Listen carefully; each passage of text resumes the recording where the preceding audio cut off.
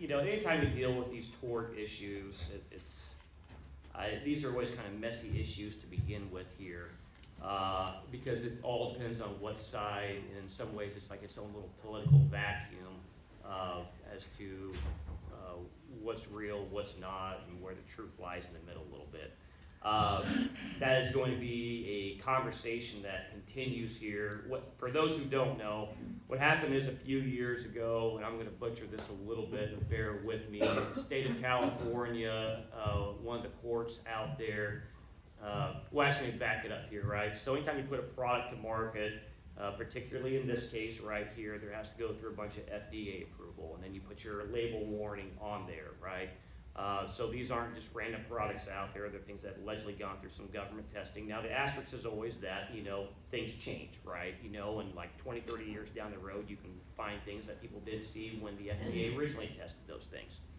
But while this tort case was going on out there, basically the California court ended up creating an exception that kind of upended the tort system a little bit and saying, well, a manufacturer warning does not constitute as a defense. So what I want to say up front is that this is not immunity for the pesticide companies, and I will give you an example.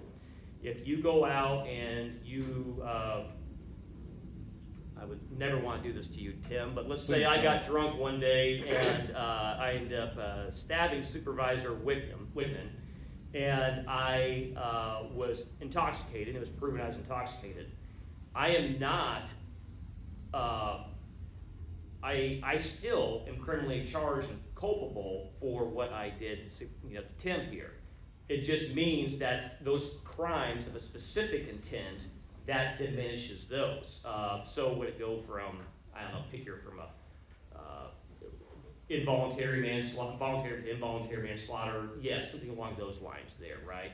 So what the bill does, and there's going to be discussion, we had it out here last year as well too, is that it allows, if there's a manufacturer, which is under three things, that so if the federal government provides some study to say that, this is a warning, but here is, and again, so I'm going to butcher here, a label on their product, it is a certain defense.